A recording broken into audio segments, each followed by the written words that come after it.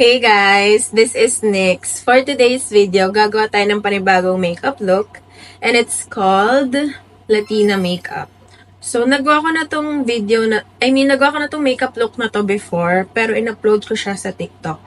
So, this is the reference picture if you guys are interested.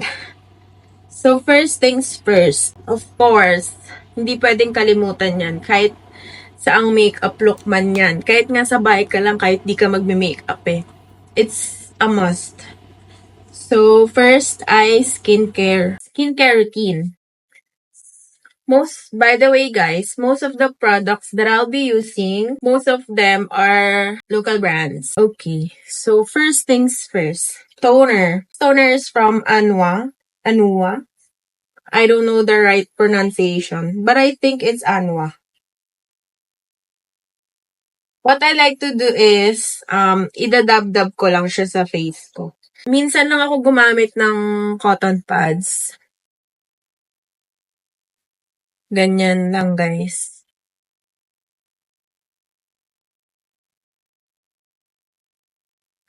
Yan. Next thing that I'll be doing is, maglalagay tayo ng moisturizer. Actually, guys, 3 moisturizer yung ginagamit ko as of the moment. Rotation lang sila. This one is from Skintific. And then this one is from The Original. Nakita ko lang siya sa TikTok and sabi ko, why not i-try? Tsaka may mga friends din ako na sinasabing maganda raw to. So, of course, kailangan nating i-try yan. Tsaka mura lang to guys. Affordable lang siya. Affordable lang din naman tong Skintific na to. Pero, mas mura tong The Original. And then, yung isa na ginagamit ko is from actually, hindi ko alam yung brand niya, pero aloe vera gel siya, guys. Hindi lang siya pang face, pwede rin yun sa body. Meron pa akong isang ginagamit dati from Celetec. Pero kasi, guys, combination yung skin type ko. So, mostly, ang dry zone ng face ko is eto dito. And then, ang super oily talaga is sa T-zone. Especially here sa eyebrows ko and then dito sa gilid ng nose. That's why, in-stop ko siya kasi, ang sabi, hindi raw siya okay para sa mga oily skin. Though, combination naman yung skin type ko. Pero, diba, ayaw naman nating magmukha tayong dyan, kumikinang dyan. So, ang gagamitin ko is, etong Skintific. There. Guys, ang pagli-layer pala ng skincare is from thinnest to thickest. So, in my case, minsan, gumagamit pa ako ng face mist. Depende sa mood ko and depende sa init.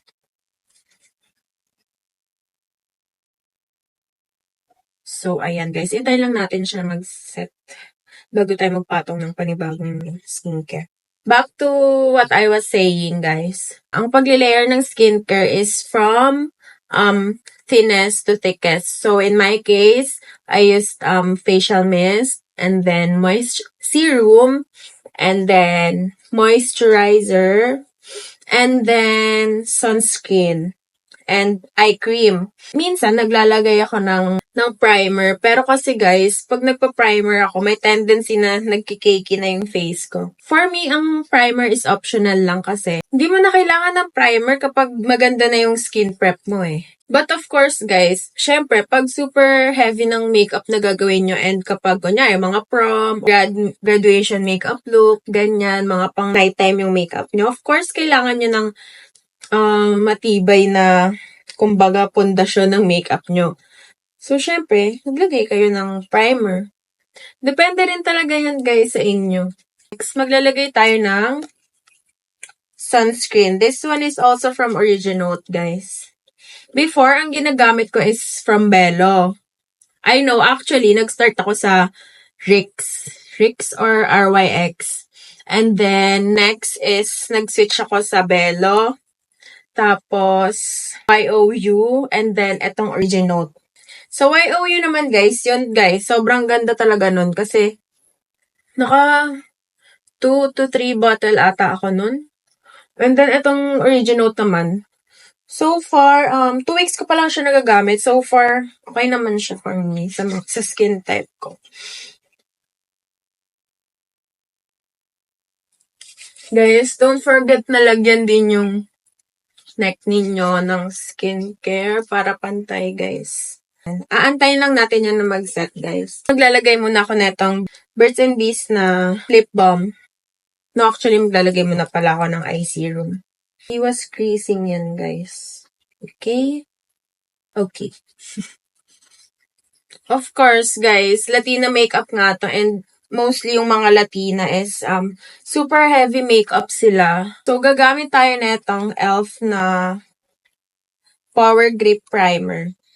Hindi ko to palaging ginagamit, guys. Kasi nga, sobrang batak talaga akong mag-skincare. Guys, oo nga pala, kailangan pag magle-layer kayo ng skin prep ninyo, if water-based lang. If silicone-based lang. Kasi guys, if pinaghalo-halo nyo yan sila, may tendency na magpapatchy-patchy yung makeup ninyo. Guys, done na ako sa skin prep and sa skincare. Nuuna ko talaga ang eyebrow ko. Ang gagamitin ko na eyebrow pencil is from Detail Cosmetics. Ibabrush mo muna yung eyebrows mo, and then, isi-shape ko muna siya, guys, before ko ibabrush. And then, pag na-brush ko na, and may mga gaps pa rin, bago ko siya i-fill in, para hindi super, para hindi super kapal ng eyebrows natin. Guys, done na tayo sa eyebrows. Since Latina makeup nga to, usually yung kilay nila is pakak na pakak talaga. So, after kong maglagay niyan, gusto kong maglagay na tong gel. By the way, I'm using this Got to Be Glued na gel. Actually, pang hair to, guys. Styling gel siya for hair. Pero sobrang dami ko nang na-try na eyebrow gel, and ito lang yung nag-work sa akin talaga.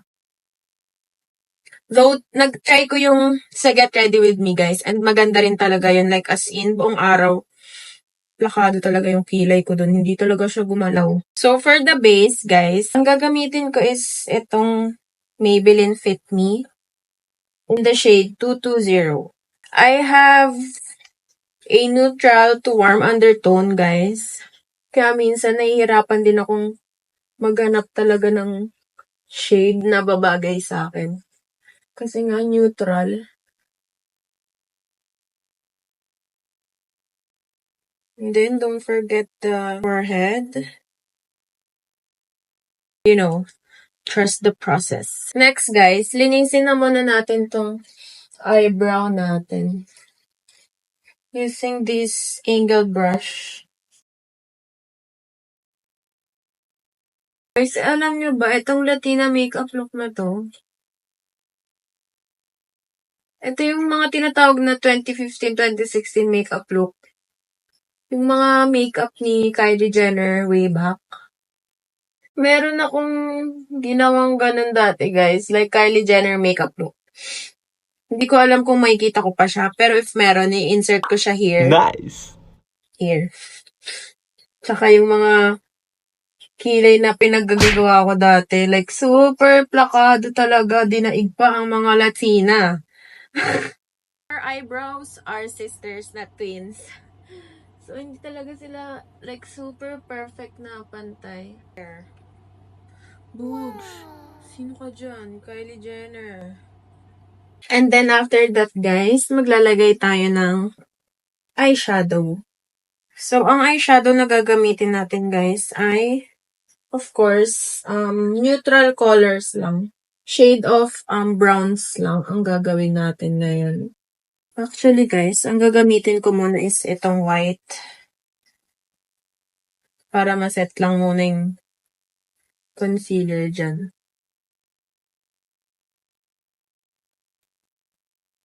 Ayan. And then, after, hindi ako makapili sa kanilang dalawa, guys. Kung anong gagamitin ko. They look the same, pero trust me, they're not the same. Ayan. So, I think I'm gonna be using this one. By the way, guys, this is from Squad Cosmetics. This is their Squadlet. And this is in the shade Sneaky. What I like to do is, I'm going to use this one. Here's a crease ng eyes ko. So, guys, ang pagbe-blend ng eyeshadow is circular motion. And blend lang guys. Para walang mga harsh lines. You know what I'm saying? Like so. See guys, ang ganda ng pagka-blend. And then, I'm gonna be using this lighter shades sa inner dito.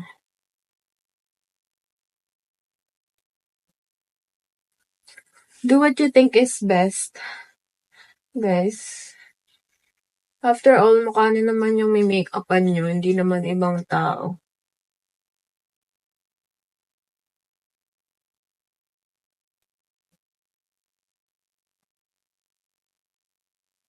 Ayan, guys, pantay na.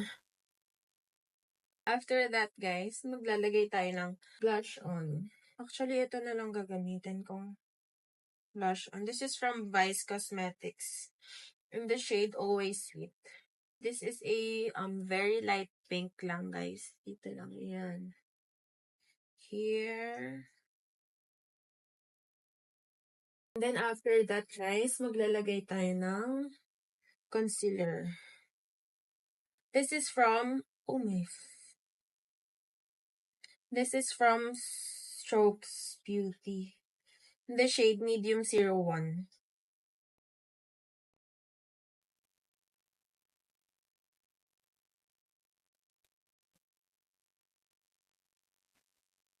Yung iba guys, they like to use one lighter shade kasi daw nag-oxidize ang Strokes Beauty. But for me, okay naman siya. Tsaka ayoko kasi nung super puti yung under eye ko, guys.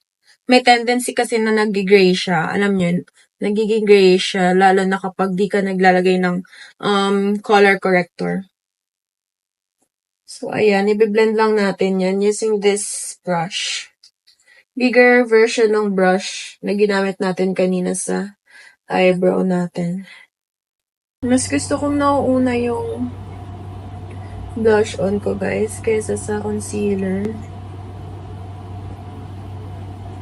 Wala, that's just my own preference. Iba-iba naman tayo ng technique dyan, especially this is makeup, guys. This is a form of art, you know. Do what you think is best and what suits your face, your skin type, you know. Do what you think is best for you guys. Yun lang.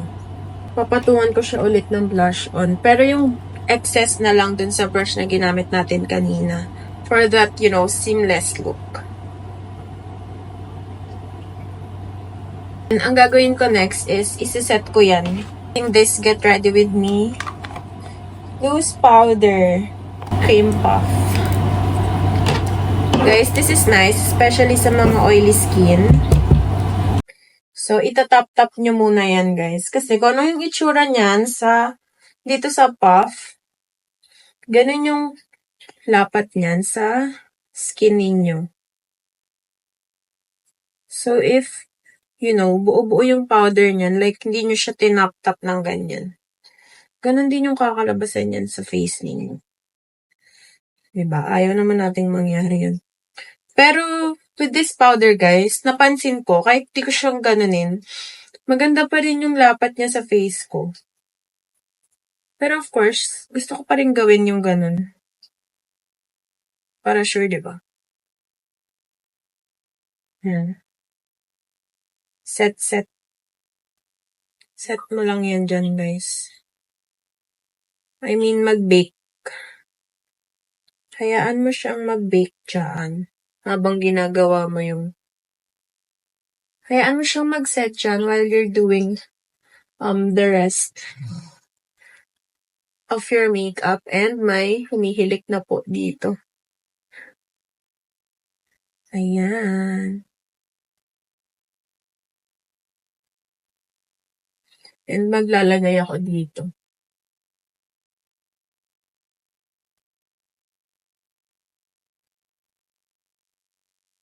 Before guys, pinapaabot ko siya like dito.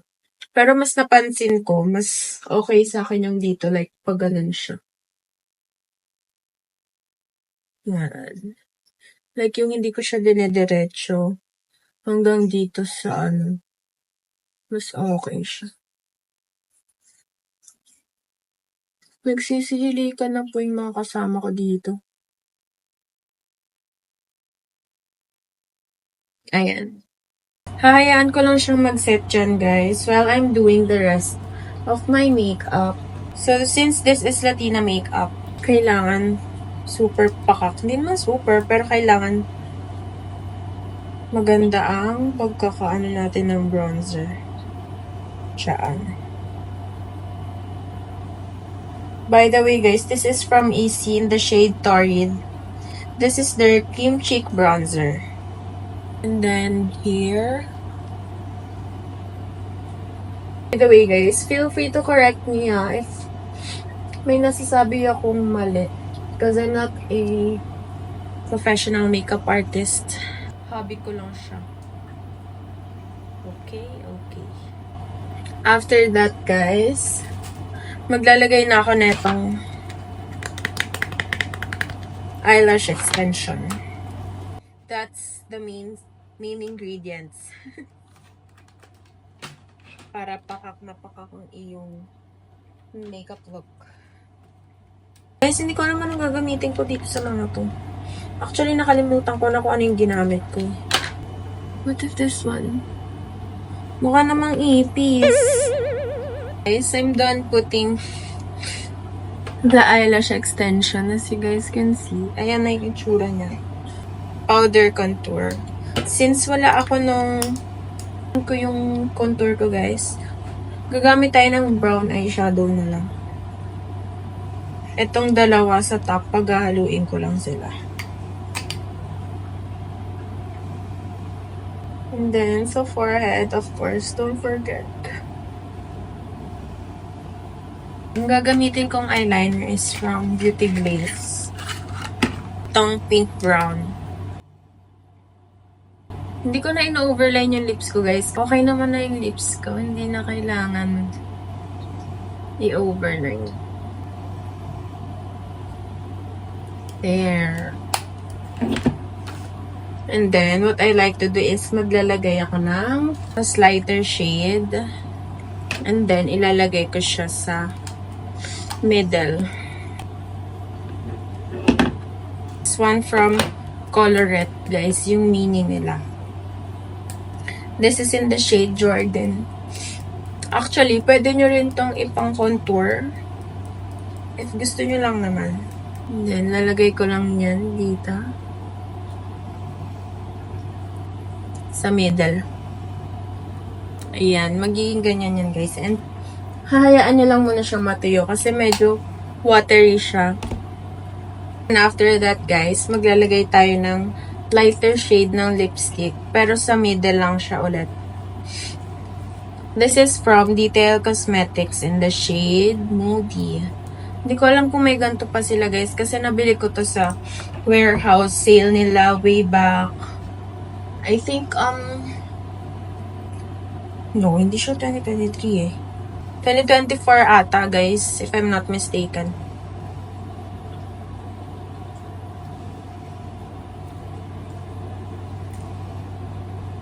See, guys, ang ganda niya. Guys, and we're almost done. Maglalagay na lang ako ng neto. Maglalagay na lang ako netong setting spray from Dazzle Me.